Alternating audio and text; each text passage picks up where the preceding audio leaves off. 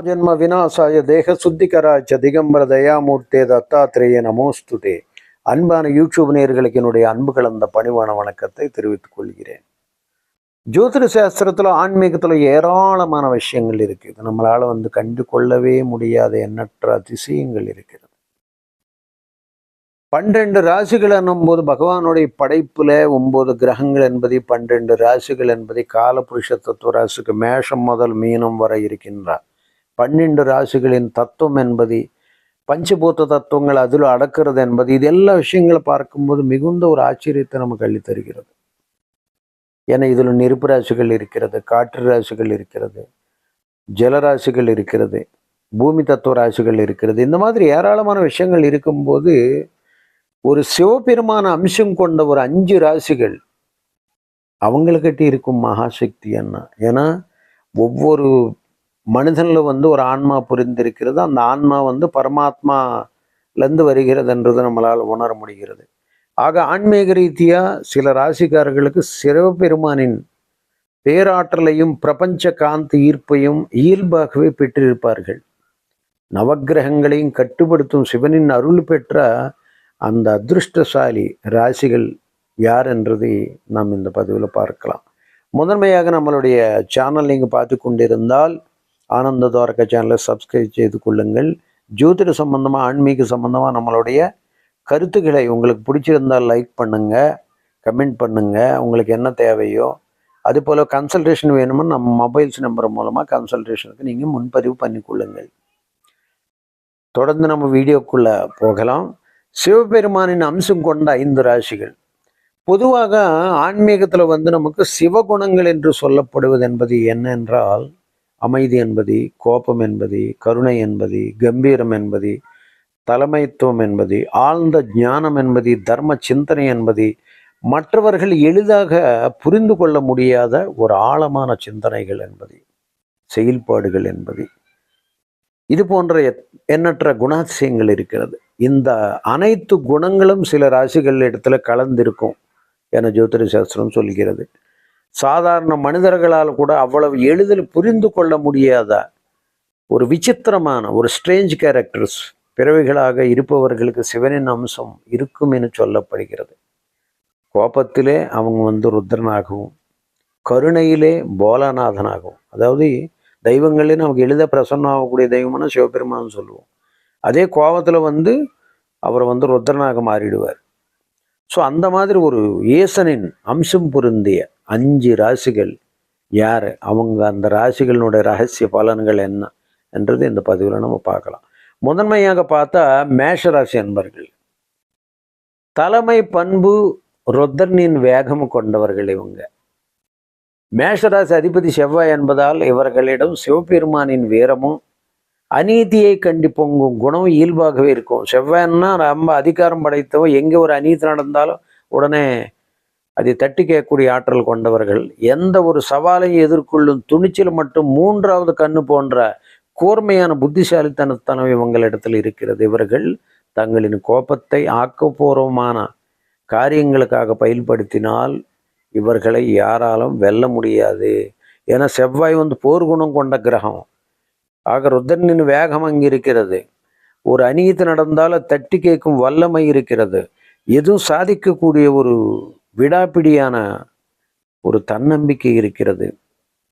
இதெல்லாம் இருக்கும்போது இவங்க ஆக்கப்பூர்வமாக இது நம்ம சாதிக்கணும் அப்படின்னு ஒரு பிடிவாதத்தோடு இருந்தால் நிச்சயமாக மிகப்பெரிய. ஆக இவங்களுக்கு சிவனுடைய அருள் என்பது பரிபூர்ணமாக 12 ராசிகளுக்கு இருக்கிறது. நான் சொல்லக்கூடிய 5 ராசிகளுக்கு ஒரு அபூர்வமாக ஒரு தனிப்பட்ட முறையில் அவருடைய அருள் என்பது அதிகமாக இருக்கிறதுன்னு நம்ம சொல்ல வருகிறோம். சிம்மராசி அன்பர்கள் இவங்களுக்கு பயங்கரமான ஆளுமை இருக்குது, ஒரு கம்பீர தன்மை இருக்குது. சூரியன் எப்படி வெளிச்சத்தை தந்து உலகத்தை காக்கின்றானோ, நவக்கோள்களிலே ஒரு தலைமையான கிரகமாக இருக்கின்றானோ, அது போலவே சூரியனை அதிபதியாக கொண்ட சிம்மராசி அன்பர்கள் ஈசனின் பிரபஞ்ச கட்டுப்பாடு மற்றும் கம்பீரமான தோற்றத்துக்கு இணையானவர்கள். இவர்களின் சொல்லுக்கு பிறர் கட்டுப்படுவார்கள். சிம்மராசி அன்பர்கள் அந்த ஊர்லேயும் முக்கியத்துவம் பெறுவன ஒரு ஆளாக இருப்பார். இவர் சொல்லிட்டாருன்னா அடுத்த கணம் செய்வார்கள். ஏன்னா அந்த சொல்லுக்கு ஒரு கட்டுப்பாடு தன்மை இருக்கிறது. பிறரை வழி நடத்தும் காந்த சக்தி இவர்களிடம் அதிகமாக இருக்கும். ஏன்னா சூரியன் சிவபெருமான அம்சம் அல்லவா. ஆக அதிகார தோரணையும் வந்து குறைத்து, ஏன்னா ரொம்ப அதிகார தோரணை இருக்கும், ஈகோ ப்ராப்ளம்ஸ் இருக்கும் சிம்மராசன்களுக்கு. நான் எது சொன்னால் அப்படி தான் நடக்கும். இப்போ சிம்மம் வந்து என்ன பண்ணும், அது பசி எடுக்கும்போது என்னதான் இருந்தாலும் போய் அது வேட்டாடி சாப்பிட்டதுக்கப்புறம் அந்த விஷயங்களே கண்டுக்காது. அதுக்கப்புறம் பக்கத்தில் என்ன ஜீவனங்களை சுற்றினாலும் கண்டுக்காது. அந்த மாதிரி இலக்கடையும் வரை இருக்கின்ற அந்த விபரீதமான எண்ணங்களுடைய அந்த புத்தி என்பது, அந்த அதிகார தோரணை என்பது குறைத்து கொண்டால் கருணை என்பது இருக்காது. சிம்மராசன்கிட்ட கருணை இருந்தால் அவங்க வந்து சிவனை போலே எளியவர்களிடம் கருணை காட்டினால் இவர்களுடைய பேரும் புகழ் என்பது உச்சத்துக்கே செல்லும். ஏன்னா அந்த கிரகத்தினுடைய தன்மை வந்து பிறரை ஏற்றுக்கொள்ளாத ஒரு தன்மை இருக்கும். அது நம்ம தள்ளி வைத்து பிறரிடத்துல அன்பு காமிச்சால் பேரன்பே சிவம் என்ற உண்மையை வந்து இங்கே நமக்கு நிச்சயமாக தென்படும். அடுத்து விருச்சிகராசி அன்பள், ஆழ்ந்த ஒரு ஞானம். ஏன் விருச்சிகராசி அன்பள் சொல்லியிருக்காது சயின்டிஃபுல் நேச்சர், அதே நேரத்தில் ஒரு சயின்டிஃபிக் நேச்சர்னு சொல்லியிருக்கிறோம். ரகசிய ஆற்றல், எதுவும் வந்து ஒரு திட்டமிடுதல் கரெக்டாக செய்யக்கூடிய ஒரு ஆற்றல் கூடியவர்கள். ஆக கால தத்துவப்படி 8வது ராசியான விருச்சிகம் சிவபெருமானின் ஆக்கல் மற்றும் அழித்தல் மறுபிறவி தத்துவத்தை குறிக்கிறது. இவர்களை பொறுத்து புரிந்து கொள்வது ரொம்ப கடினம். எதையும் தாங்கும் வலிமையும் ஆன்மீக உள்ளுணர்வும் இவர்களிடத்துல வந்து ஒளிந்திருக்கும். ஆனால் பழிவாங்கும் எண்ணத்தை அதிகமாக இருக்கும் இவங்களிடத்துல.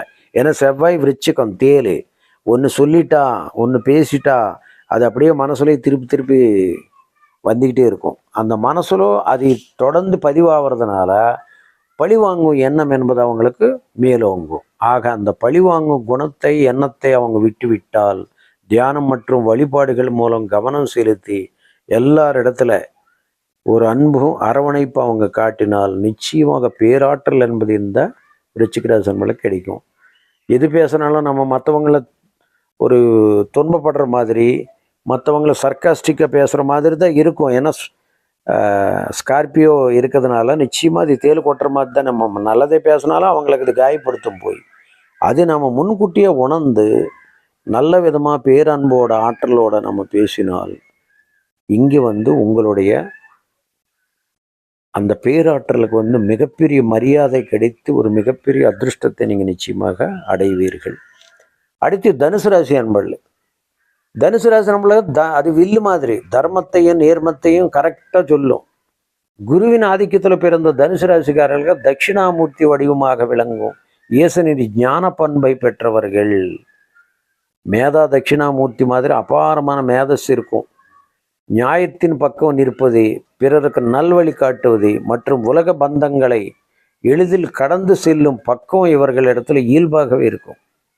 ஆனால் இவர்களின் நேர்மையான இந்த வார்த்தைகளை இவர்களின் ஆயுதம். அதை மற்றவர்களிலும் நன்மைக்காக இவங்க பயன்படுத்தினால், அதாவது வழிகாட்டி விட்டுடாம அது தொடர்ந்து அரவணைத்து கொண்டால் மிகப்பெரிய உயர்ந்த நிலையை அவங்க எட்டுவார்கள். அந்த தர்மத்தை நிலைநாட்டும் குணம், அந்த ஒரு நேர்மையை வந்து மற்றவர்களுக்காக உதவி செய்யக்கூடிய அந்த குணம் தொடர்ந்து செய்யும்போது அது பெரிய அளவில் உங்களுக்கு ரிட்டனாக மாறி மிகப்பெரிய ஆக இவர்களை வந்து சிவபெருமானோட அம்சத்தில் பிறந்தவர்களாக நாம் சொல்லலாம். அடுத்து கும்பராசி அன்பர்கள். ஏன்னா ஈசனின் லக்னமே கும்ப லக்னம்னு சொல்லுவார்கள். இவங்களுக்கு என்னன்னா ஒரு பயங்கரமான வைராக்கியம் இருக்கும், தியாகம் இருக்கும். எதுவும் வந்து ஒரு எளிதாக துறக்கக்கூடிய ஒரு ஆற்றல் கொண்டவர்கள். சனியின் ராசியான கும்பம் உலக நன்மைக்காக ஆலாகால விஷத்தை அருந்திய நீலகண்டனின் தியாக மனப்பான்மை கொண்டது. பொதுநலம் விரும்புவது, தனிநலம் சுயநலம் இங்கே கிடையாது, பொதுநலம் மட்டும்தான். தனிமை விரும்புவது மற்றும் எவ்வளவு துன்பம் வந்தாலும் கொள்கையிலிருந்து மாறாத ஒரு வைராக்கியம் இவர்கள் இடத்துல இருக்கும். சனி பகவான் இடத்துல இருக்கிறதுனால தான் there people for dispensation and knowledge. உலகுக்கு நன்மை செய்ய நினைத்து நீங்கள் உங்களுடைய சுய முன்னேற்றத்திலையும் சற்றே கவனம் செலுத்துவது மிக அவசியம்.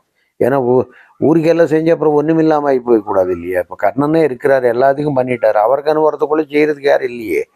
ஆக கொஞ்சமாவது சுயநலம் இருக்க வேண்டும் என்றது இங்கே சொல்லக்கூடிய தத்துவம். தான தர்மங்களை பண்ணக்கூடிய, ஏன்னா தானத்தில் சிறந்தவன் கர்ணன், வில்லில் சிறந்தவன் அர்ஜுனன்ற மாதிரி தானத்துக்காக எல்லாம் செய்தாலும் அவர் கடைசியில் எல்லாம் கொடுத்துட்டு அவர் வேதனைப்படக்கூடாது இல்லையா? ஏன்னா நிறைய பேர் எங்கிட்ட கேட்டது உண்டு இந்த கேள்வி. நிறைய கொடுக்க நமக்கு வந்து கஷ்டங்கள் நிறைய வரும்னு சொல்கிறாங்க அப்படின்னு. நான் அதான் சொல்லுவேன், எது செஞ்சாலும் அளவோடு செய்யணும். அதாவது நீங்கள் அது தானமாக இருந்தாலும் தர்மமாக இருந்தாலும் அறிவாக இருந்தாலும் எது கொடுத்தாலும் அளவோடு கொடுக்கும்போது அது அழகாக இருக்கும். அளவு மீறினால் அமுது நஞ்சாகிவிடும். ஆக நாம் எது செய்தாலும் அளவோடு செய்து கொள்ள வேண்டும். அப்படி அளவு தெரியல என்றாலும் கொஞ்சம் முன்பின்னே நீங்கள் உணர்ந்து செய்யக்கூடிய ஒரு ஆற்றலாக இருக்கும். ஆக இந்த 5 ராசிகளை வந்து சிவபெருமான் அருள் நேரடியாக பெற்றவர்களாக நம்ம சொல்லப்படுகிறது. காரணம் என்றால் 2 செவ்வாய் ராசிகள் வருகிறது, 1 சிம்ம ராசிக்கு வருகிறது. ஸோ இந்த மாதிரி வரும்போது நமக்கு வந்து இந்த ஒரு அற்புதமான அமைப்பு என்பது 5 ராசிகள். ஆக சிவபெருமான் அம்சம் பெற்ற இந்த ராசிக்காரர்கள் திங்கட்கிழமைகளில் சிவபெருமானுக்கு வெல்வ இலைகளினால் அர்ச்சனை செய்து வர வாழ்வில் சகல ஐஸ்வர்யங்களை எளிதாக பெறக்கூடிய நன்மைகள் எளிதாக பெற்று விடுவார்கள். ஆக தத்புருஷாய வித்மஹே மகாதேவாய தேமகி தன்னோ ருத்ரஹ பிரச்சோதயாத் அப்படின்ற சிவகாயத்ரி கொண்டு நாம் சகல நன்மைகளை பெற எல்லோரும் ஈசனின் அருள் பெற வேண்டும் என்று நினைக்கின்றோம். சர்வே ஜனா சுகினோ பவன், சுகி பவன்.